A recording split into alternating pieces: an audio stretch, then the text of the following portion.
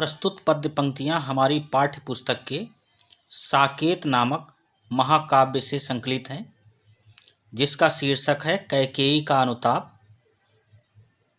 और ये मैथिली शरण गुप्त द्वारा रचित है।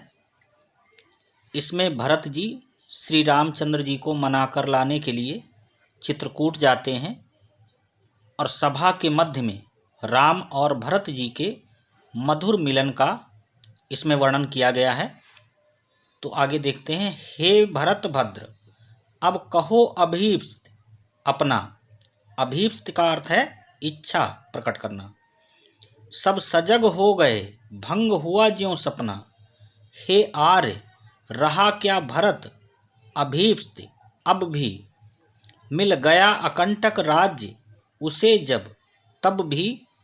पाया तुमने तरुतले अरण्य बसेरा। रह गया अभीप्सित शेष तदप क्या मेरा।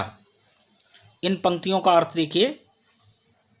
यहाँ पर रामचंद्र जी भरत जी से पूछते हैं कि हे भाई भरत, अब अपनी इच्छा बताओ जिसके लिए तुम यहाँ आए हो। राम के इस प्रश्न को सुनकर सब लोग सावधान हो जाते हैं और वे भरत की इच्छा सुनने के लिए चौकन्ने होकर बैठ जाते हैं, जैसे उनका कोई स्वप्न टूट गया हो। भरत जी बड़ी नम्रता से अपने ऊपर व्यंग्य करते हुए बोलते हैं कि हे आर्य, क्या अब भी भरत की कुछ इच्छा शेष रह गई है। उसे बिना किसी बाधा के राज्य मिल गया है। इससे बढ़कर और क्या इच्छा हो सकती है। हे राम, आपने मेरे कारण वन में वृक्षों के नीचे निवास पा लिया है, तब भी क्या मेरी कोई अन्य इससे भी बढ़कर इच्छा शेष रह गई है। भरत के इन व्यंग्य वचनों का आशय है कि मेरे कारण आपको इतना कष्ट उठाना पड़ रहा है। रह गया अभीप्सित शेष तदप क्या मेरा। तनु तड़प तड़प कर तप्त तात ने त्यागा। क्या रहा अभीप्सित और तथापि भागा। तो भरत जी कहते हैं कि हमारी और क्या इच्छा हो सकती है कि हमारे ही कारण हमारे पिताजी का देहांत हो गया और इसी अयस के कारण ही हमारा जन्म हुआ था। इसी अयस के हेतु जनन था मेरा, निज जननी ही के हाथ हनन था मेरा।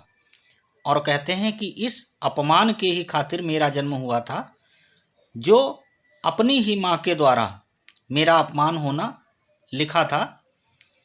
और इससे ज़्यादा हमारी इच्छा क्या हो सकती है। अब कौन अभीप्सित और आर्य, वह किसका संसार नष्ट है, भ्रष्ट हुआ घर किसका। तो कहते हैं कि इससे ज़्यादा हमारी क्या इच्छा हो सकती है।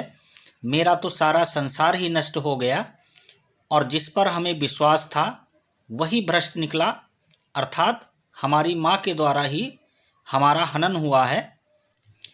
मुझसे मैंने ही आज स्वयं मुँह फेरा। हे आर्य, बता दो तुम ही अभीप्सित मेरा। प्रभु ने भाई को पकड़ हृदय पर खींचा। रोदन जल से सविनोद उन्हें फिर सींचा। उसके आशय की थाह मिलेगी किसको। जनकर जननी ही जान न पाई जिसको। तो इन पंक्तियों में भरत जी अपनी आत्मग्लानि को प्रकट करते हैं और कहते हैं कि हे भाई, मुझे अपने जीवन से अत्यधिक ग्लानि हो गई है।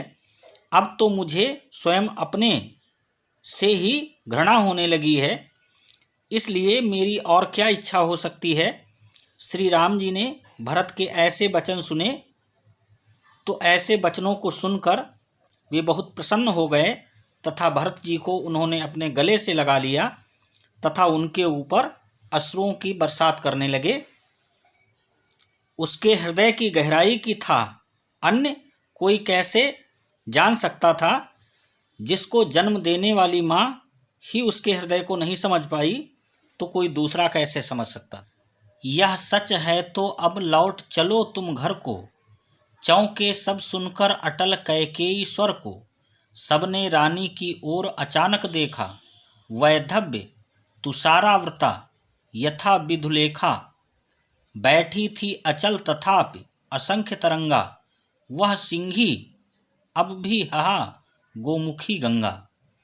और इन पंक्तियों का अर्थ है, कैकेयी कहती है कि हे राम, यदि तुम्हारी यह बात सत्य है तो इसका स्पष्ट अर्थ है कि तुम्हारे वन भेजने में भरत निर्दोष है और इसकी अपराधिनी मैं हूँ। मैं भरत की भावनाओं को न समझ सकी कि वह तुमसे कितना प्रेम करता है। मैंने ही भरत को राजा बनने का इच्छुक समझकर तुम्हें वन भिजवाया था। इसलिए हे राम, भरत को निर्दोष समझकर अब घर लौट चलो। कैकेयी के इस वचन को सुनकर सभी लोग चौंक उठते हैं। अचानक सबकी दृष्टि रानी कैकेयी पर जाती है। उससे किसी को भी ऐसी आशा नहीं थी। रानी ऐसी दुर्बल प्रतीत हो रही थी जैसे विधवापन रूपी पाले से ढकी हुई चंद्रमा की कला हो। और वो कैकेयी जिसने राम को 14 वर्ष का वनवास देने के लिए सिंह की तरह निर्दयी हो गई थी, किंतु इस समय वह गंगा के पवित्र जल की भांति पवित्र हो गई थी। उसका हृदय निर्मल हो गया था। अगली पंक्तियां हैं, हाँ जनकर भी मैंने नहीं भरत को जाना, सब सुन लें तुमने स्वयं अभी यह माना। यह सच है तो फिर लौट चलो घर भैया, अपराधिन मैं हूँ तात तुम्हारी मैया। दुर्बलता का ही चिन्ह विशेष शपथ है, पर अबला जन के लिए कौन सा पथ है। यदि मैं उकसाई गई भरत से हूँ, तो पति समान ही स्वयं पुत्र भी खूं। इन पंक्तियों का अर्थ है कि हे राम, तुम जो कह रहे हो कि मैंने भरत को पैदा करके भी सही ढंग से उसको नहीं समझा है, तो आपकी यह बात सत्य है। हाँ, मैंने पैदा करके अपने पुत्र भरत को ही नहीं समझ पाई हूँ। सभी सुन लें, अभी श्री रामचंद्र जी ने भी यही स्वीकार किया है और आप सबने भी ऐसा ही माना है। हे भैया राम, यह सच है तो फिर क्या देर है, अब तुम घर को लौट चलो।